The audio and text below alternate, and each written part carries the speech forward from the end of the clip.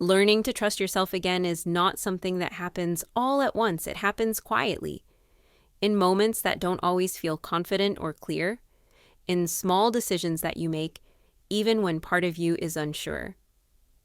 For many people, self-trust isn't lost suddenly. It fades slowly.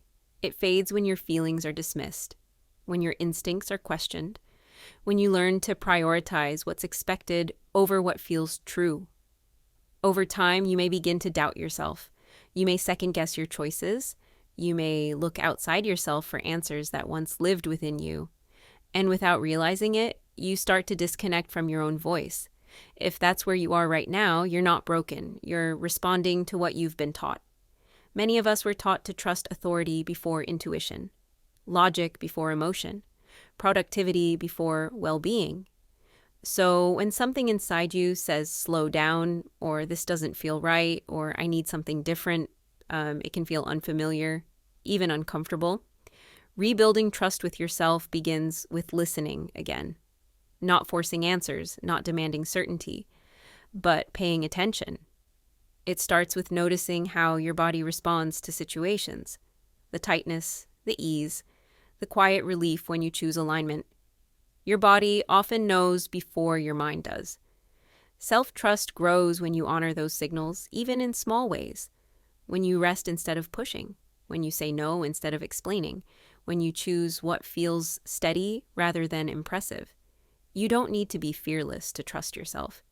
You just need to be willing to try, willing to pause, willing to adjust when something doesn't feel right. Trust is built through consistency, not perfection. Every time you follow through on a promise to yourself, no matter how small, you strengthen that trust.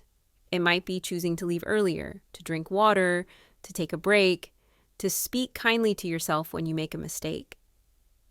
These moments matter. Sometimes the hardest part of trusting yourself is letting go of external validation, letting go of the need for approval, the reassurance that someone else agrees with your choices. But the truth is, no one else lives inside your body. No one else carries your history. No one else feels what you feel.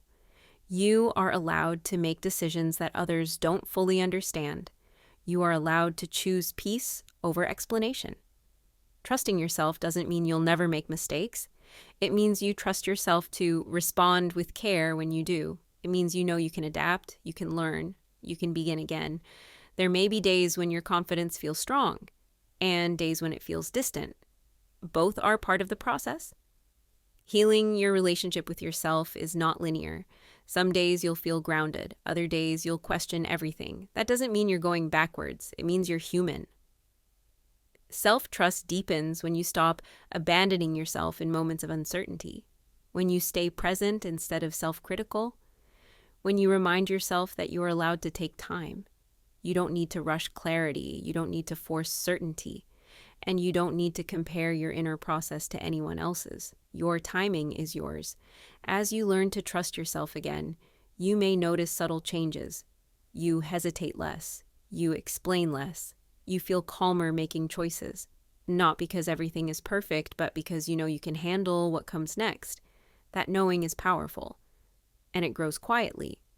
If you've been disconnected from yourself for a long time, be gentle.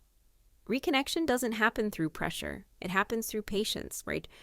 Start where you are with what you can hear, with what you can feel. You don't need to rebuild trust overnight. You just need to take the next honest step and then the next. You are learning how to come back to yourself, and that is one of the most meaningful journeys there is. Thank you for staying here. Thank you for listening, and thank you for trusting this moment. Please subscribe for more long-form reflections like this.